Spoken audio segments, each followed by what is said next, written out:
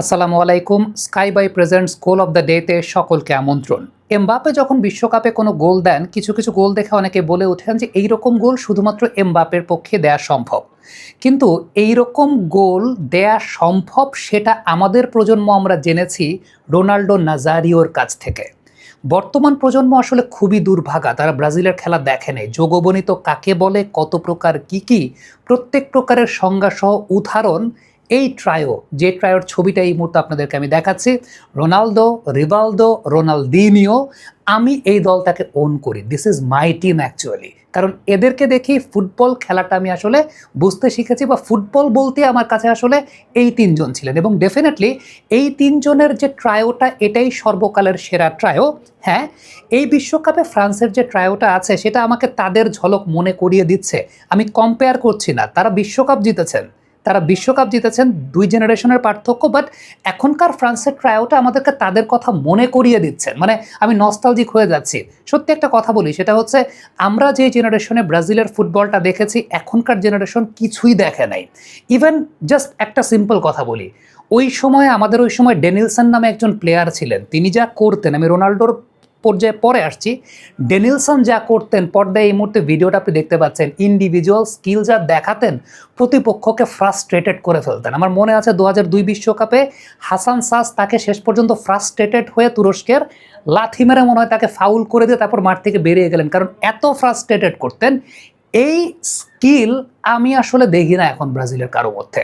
আরেকটা বিষয় বলি, সেটা হচ্ছে ফুলব্যাকের প্রসঙ্গ। কার্লোস কাফুর কথা বাদ দেন, কার্লোস কাফুর কথা আমি বাদ দিলাম, আমাদের ওই সময়টাতে সাবে সিসিনহো নামতেন। আমি সিসিনহোর লেভেলের ফুল ব্যাকও এখনো ব্রাজিল দেখি না, আসলেই দেখি না। মাইকন ডেফিনেটলি একটা পর্যায়ে ছিলেন, মাইকনের খেলাটাও আমাদের কাছে ভালো লাগতো। আর ফরওয়ার্ডের কথা যদি বলি, যেটা হচ্ছে রোনাল্ডো নাজারিও কি করতে পারতেন, আমি একটু ভিডিও প্লে করি, আপনারা দেখেন, যেহেতু কপিরাইট ক্লেমের ঝামেলা নাই, ভিডিও প্লে করে একটু দেখেন। মানে ড্রিবলিংয়ের জায়গাটা, আপনি তো এখন এমবাপ্পের ড্রিবলিং দেখে আপনি হয়তোবা বলবেন যে এরকম ড্রিবলিং, এরকম স্পিড, এরকম গতি। আমি রোনাল্ডোকে প্রথম যখন দেখি তখন রোনাল্ডো ইন্টার মিলানে গেলেন। মানে ওই লেভেলের স্কিল, ওইটা ওইটা কোনো মানুষ করতে পারে না আসলে। ওইটা আমি এখন পর্যন্ত এইরকম 1 ভার্সেস 1 ড্রিবলার পেনাল্টি এরিয়ার ভেতরে ঢুকে যাওয়া আমি দেখি না ভাই। আমি সেই আমলের মানে রোনাল্ডোর খেলা দেখা মানুষ। আমার পরবর্তী সময় লুইস ফ্যাবিয়ানোর মতো স্ট্রাইকাররা দেখতে হয়েছে, ফ্রেডের মতো স্ট্রাইকাররা দেখতে হয়েছে। ভিনি জুনিয়র আসার পরে এই ওয়ার্ল্ড কাপে একটু রিলিফ পাইছি ভাই, আল্লাহর রহমতে। মানে ভিনি জুনিয়র আসার পরে ঠিক আছে, দেখে আমার কাছে মনে হয়েছে ওকে, কিছুটা মানে আমার জেনারেশনের ফ্লেভার আমি কিছুটা পাইছি। কিন্তু মানে রোনাল্ডো ওই ফুটবল দেখা মানুষ আমি যখন পরে লুইস ফ্যাবিয়ানোকে দেখছি, ফ্রেডরে দেখছি, পরে ওই হাল্ককে দেখছি, আমার কাছে ভাই মানে সত্যি কথা বলি যে আপনারা ব্রাজিলের খেলা আসলে দেখেন নাই এই প্রজন্ম। রোনাল্ডোর ওই যে পেনাল্টি এরিয়ার ভেতরে রোনাল্ডো কি করতে পারতেন, তারও আগে তারও বাইরে থেকে, মানে আমি যদি চিন্তা করি যে অপোনেন্টের হাফ থেকে বল 1 ভার্সেস 1 নিয়ে যাওয়া, ওই স্পিড, ওই ফিজিক্যালিটির ব্যবহার, লং রেঞ্জের শুটিংয়ের কথাও যদি বলেন, সেইটাও আপনি ভিডিওগুলো দেখলেন, আমার মনে হয় যে না ব্যাখ্যা করার কোনো কিছু নেই। আমি রোনাল্ডো নাজারিওকে ব্যাখ্যা করতে পারবো না।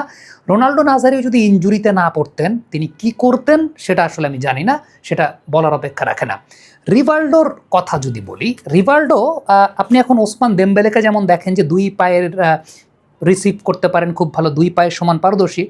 রিভাল্ডোর একটা অন্যতম বড় বৈশিষ্ট্য ছিল, রিভাল্ডো বল রিসিভ করতে পারতেন খুব ভালো। আমি যখন রিভাল্ডোকে প্রথম থেকে, রিভাল্ডো তখন বার্সেলোনায় খেলেন, দুই পায়ে রিসিভ খুব ভালো করতে পারতেন। কিছু জিনিস আছে, হালকা একটা চিপ করে অপোনেন্টের সামনে দিয়ে নিয়ে যাওয়া, বা ওই যে ভলির বলগুলোকে খুব সুন্দর। রিভাল্ডো খুব ভালো বাইসাইকেল কিক করতে পারতেন, রিভাল্ডোর খুব ভালো বাইসাইকেল কিকের একটা জায়গা ছিল, দ্যাট ওয়াজ অ্যানাদার থিং। আমি এই বিশ্বকাপে আর্জেন্টিনা টিমের আমরা দেখেছিলাম আলমাদা একটা ডামি দিয়েছিলেন, সেই ডামি থেকে মেসি গোল দিয়েছিলেন। সেইম একটা ডামি রিভালদো দিয়েছিলেন 2002 বিশ্বকাপের ফাইনালে, রোনাল্ডো নাজারিও গোল দিয়েছিলেন। রিভালদো মানে খুবই আন্ডাররেটেড ছিলেন। হ্যাঁ, রিভালদো একবার একটা অভিনয় করছিলেন, সেটা 2002 বিশ্বকাপে তুরস্কের সঙ্গে ওই ম্যাচটাতে রিভালডোর একটা অভিনয় ছিল, মুখে ধরে বসে পড়ছিলেন। ওইটা পরে তুরস্কের ওই প্লেয়ার, আমার নাম মনে নেই, ওটা খুব সম্ভবত কে জানি ছিল, ঠিক আমার মনে নেই, তাকে মনে হয় পরে লাল কার্ড দিয়ে দেওয়া হয়েছিল, এবং ব্রাজিল পরবর্তী সময়ে সেইখানে ম্যাচটা জিতছিল। সেটা একটা বিষয়। বাট রিভালডো যেইভাবে আসলে তিনি রোনাল্ডোর সঙ্গে থাকতেন, মানে এই ডুওটা দ্যাট ওয়াজ অ্যানাদার লেভেল, মানে যোগবনিত যাকে বলে আসলে। রোনালদিনহো স্ট্রিট ফুটবলে যেটা করা হয়, বল হোল্ড করে এক ধরনের কারুকার্যতা, আপনি যদি চিন্তা করেন ফুটসালে যে কাজগুলো, রোনালদিনহো 2002 থেকে 2006 পর্যন্ত যা করেছেন, 2002 থেকে 2006 পর্যন্ত যা করেছেন, এইটা আর কেউ কোনোদিন করে দেখাইতে পারে নাই। সমস্যার জায়গাটা হচ্ছে রোনালদিনহো কনসিস্টেন্সিটা ধরে রাখতে পারেন নাই। 2006 ওয়ার্ল্ড কাপটা রোনালদিনহো আসলে মানে পারেন নাই। এটা আজও আমাদের কাছে একটা বড় রহস্যের জায়গা, যে মানে ওই সময়টায় তার লাইফস্টাইল নিয়ে অনেক কথাবার্তা ছিল, বাট তার আগ পর্যন্ত 2002 বিশ্বকাপেও কিন্তু রোনালদিনহো আসলে হন নাই। এরপর থেকে রোনালদিনহো যা করেছেন, এইটা এইটা আমি কাউরে করতে দেখি নাই। আপনি যদি সর্বকালের সর্বশ্রেষ্ঠ ফুটবলার বলেন, ডেফিনেটলি আমি মানি সেটা Lionel Messi, because of his consistency. Messi 20 বছর ধরে একইভাবে নিজেকে কনসিস্টেন্টলি মেনটেন করে গেছেন, তিনি সেভাবে ওই জিনিসটা বহমান নিয়েছেন, সময়ের সঙ্গে নিজের রোল পাল্টেছেন। বাট ওই 4 বছর রোনালদিনহো যেটা করেছেন, ওই 4 বছর রোনালদিনহো যেটা করেছেন, আমার মনে হয় যে মেসিও রোনালদিনহোকে গুরুই মানেন ওই জায়গাটায়। বাট রোনালদিনহো সর্বকালের সেরা ফুটবলার হতে পারেন নাই, এটা বিকজ অফ হিজ কনসিস্টেন্সি। তিনি ওই 4 বছরের জন্যই একটা জায়গা ছিলেন। বাট এটা আমার লাইফের ব্যক্তিগতভাবে আসলে প্রথম ছ্যাঁকা খাওয়া একটা অভিজ্ঞতা ছিল। 6 ওয়ার্ল্ড কাপটা মানে ভাই, আদ্রিয়ানো, রবিনহো, এমারসন ক্যাপ্টেন ছিলেন মনে হয় সেই সময়টাতে, কাকা, রোনালদিনহো, রোনাল্ডো নাজারিও, ওই ওয়ার্ল্ড কাপটা যাই হোক, এটা নাই বললাম। বাট এই যে ট্রায়োটা আসলে আমরা ফুটবল খেলা শিখেছি, দেখেছি, একদম ধরেন 99 থেকে শুরু করে 2002 পর্যন্ত বা 2005, 4, 5, 6 পর্যন্ত যদি চিন্তা করে দেখি, আদ্রিয়ানো, রবিনহোরা আসার আগ পর্যন্ত যদি চিন্তা করে দেখি, এই ট্রায়োটা দ্যাট ওয়াজ সামথিং এলস। তখন মানে আমার আব্বাদের জেনারেশনে রোমারিও ছিলেন, রোমারিও খুব ফেমাস ছিলেন, ক্যারিয়ারের শেষ বেলায় ছিলেন। রোমারিওকে স্কালোনি সে সময় নেন নাই দলে, এটা নিয়ে অনেক কথাবার্তা হচ্ছিল। স্কালোনি এই ট্রায়ের উপরই ভরসা রেখেছিলেন, এবং ব্রাজিল আমার মনে আছে হন্ডুরাসের সঙ্গে ম্যাচ হারে। এরপরে ব্রাজিলকে মনে হয় খুব সম্ভবত ওই ওয়ার্ল্ড কাপটা কোয়ালিফাইং রাউন্ড পার করে, মানে প্লে অফ খেলে মনে হয় ব্রাজিলকে ওই ওয়ার্ল্ড কাপটা খেলতে হয়েছিল। ওই ওয়ার্ল্ড কাপটাতে জুনিনহো ছিলেন ব্রাজিলের ওই টিমটাতে, এডমিলসন ছিলেন ওই টিমটাতে, ডিফেন্সে লুসিও ছিলেন, গিলবার্টো সিলভারা ছিলেন, কার্লোস কাপুতো সেই জায়গাটায় ছিলেন। চায়না থেকে নিজের ব্যবসায়িক পণ্য সোর্সিং বা শিপিং করুন 10 বছরের অভিজ্ঞতা সম্পন্ন স্কাইবাইয়ের মাধ্যমে। আমি আসলে মানে সত্যি কথা, এখনকার যারা ব্রাজিলিয়ান সমর্থক আছেন তাদের জন্য আমার আসলে খুব আফসোসই হয়।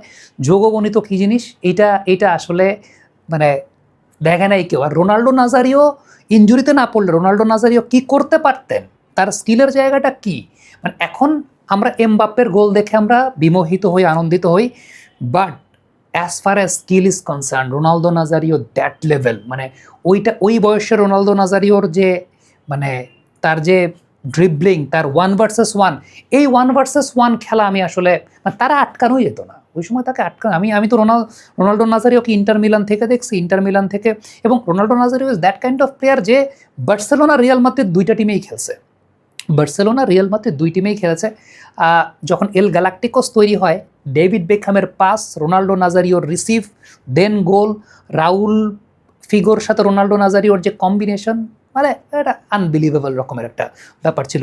এই প্লেয়ারটার ব্যাপারে আসলে বর্তমান প্রজন্ম অনেক বেশি জানে না দেখে হয়তো বা মানে দেখা যায় যে মানে সবাই ব্রাজিলের কথা বলে, কিন্তু ভাই আমার আফসোসের জায়গাটা সবচাইতে বেশি, কারণ আমি রোনাল্ডো নাজারিওর খেলা দেখা মানুষ, আমি রোনাল্ডো নাজারিও, রোনালদিনহো, রিভালদোকে দেখে খেলা শেখা মানুষ।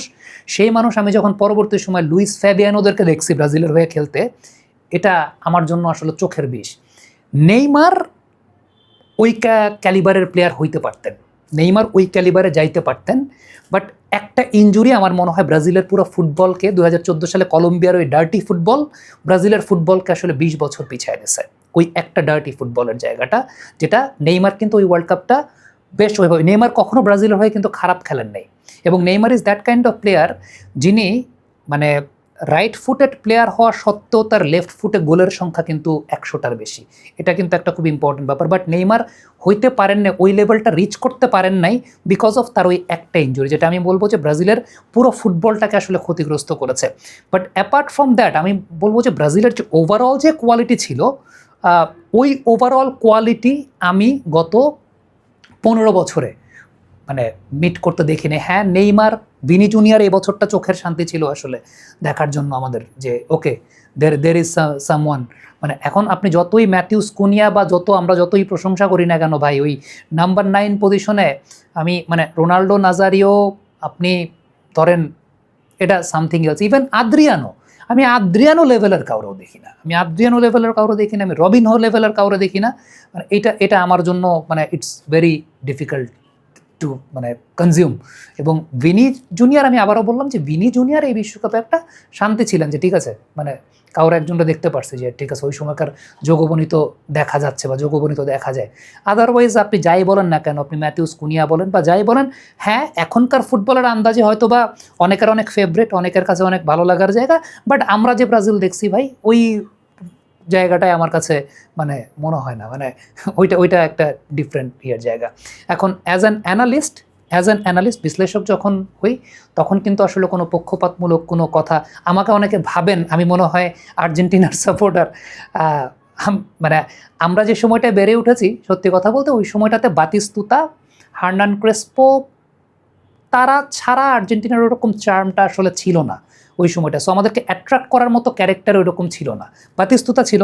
বাট আমাদের একটা বিষয় ছিল, উই ইউজ টু রেসপেক্ট। আমরা এটা স্বীকার করতাম যে বাতিস্তুতা ইজ এ গুড প্লেয়ার, আমরা স্বীকার করতাম Hernan Crespo is a good player, আমরা স্বীকার করতাম Ortega is a good player. এখন আমি জানি না যে কেন এই ধরনের একটা মানে এত বেশি মাত্রা, এটা এখন আর মজা পর্যায়ে নাই, এটা এখন এমন একটা পর্যায়ে চলে গেছে, পার্সোনাল লেভেলে চলে গেছে। আমার মনে হয় যে আপনি ব্যক্তিগত সম্পর্কটাকেও ক্ষুণ্ণ করছেন সেই জায়গাটায়। আপনি আজকে যেই বিশ্বকাপ খেলার জন্য, মেসি বিশ্বকাপ জিতলো না নেইমার বিশ্বকাপ জিতলো, আপনার কোনো কিছু কিন্তু যায় আসবে না, কিন্তু আপনি আপনার যেই বন্ধুর সাথে বা আপনি আপনার যে ভাইয়ের সাথে ব্যক্তিগত সম্পর্কটা খারাপ করছেন, আপনার আজকে রাতে যদি আল্লাহ না করুক বুকে ব্যথা উঠে, আপনার ওই ভাইটাই আপনার হাসপাতালে নিয়ে যাওয়ার জন্য সবার আগে আসবে। এই ব্যাপারটা কিন্তু মাথায় রাখতে হবে। এখন সেই সম্পর্কগুলোকে আপনি হারায় ফেলতেছেন। এটা it's a sport, it's an entertainment. আমরা যে জেনারেশনে বেড়ে উঠেছি, আমরা ব্রাজিলের সাপোর্ট করতাম, বাট আমরা উই ইউজ টু অ্যাকসেপ্ট যে কিছু কিছু ম্যাচে বাতিস্তুতা was better, Ortega use to be good player. আমরা রিকুয়েলমের খেলা যখন দেখতাম, রিকুয়েলমেকেও ভালো প্লেয়ার হিসেবে আমরা স্বীকৃতি দিতাম। এইখানে তো মানে দোষের তো কোনো কিছু নেই। এই কারণেই মনে হয় আমাদের জেনারেশন আমরা লিওনেল মেসিকেও স্বীকার করতে জানি, এখানে আমাদের কোনো স্বীকার করতে কোনো প্রবলেমের আসলে কোনো কিছু নাই। আমি জানি না যে কেন এখন এই জিনিসগুলোকে পার্সোনাল লেভেলে গালিগালাজ পর্যায়ে, আপনার কারো থট, কারো এক্সপ্লেনেশন পছন্দ নাই হতে পারে, বাট সেটার জন্য আপনি কাউকে যদি গালিগালাজ করেন, কেন ভাই? এটা ব্যক্তিগত পর্যায়ে গেলে, এটা তো একটা স্পোর্টস, একটা খেলা। এটার সাথে ব্যক্তিগত খুব দুঃখজনক একটা ব্যাপার, বাংলাদেশে নাকি 11 জন মানুষ মারা গেছেন। এটা কেমন ধরনের কথা হলো ভাই? আপনি একটা খেলার জন্য আপনি আপনার ব্যক্তিগত সম্পর্ক, পরিবারের মধ্যে এরকম সমস্যা তৈরি হচ্ছে। আমি এগুলো আগে দেখি না, আমি 98 থেকে ওয়ার্ল্ড কাপ দেখি, আমি এরকম আগে দেখি নাই। আমি সত্যি কথা বলতে এরকম আগে দেখি নাই। এই জায়গাগুলো আর কয়দিন পরে মেসি আর ক্যাসেমিরো এক টিমে খেলবেন ভাই। মেসি আর নেইমার তারা এক টিমে খেলেন, মানে খেলেছেন একসঙ্গে। মেসি নেইমার বন্ধু, মেসি আর ক্যাসেমিরো এক টিমে খেলবেন কদিন পরে, একসঙ্গে খেলবেন। আর আপনারা এই জায়গা থেকে ব্যক্তিগত সম্পর্ক নিয়ে মানে টানাটানি করতেছেন। আমি জানি না যে ওয়াই ইজ দ্যাট।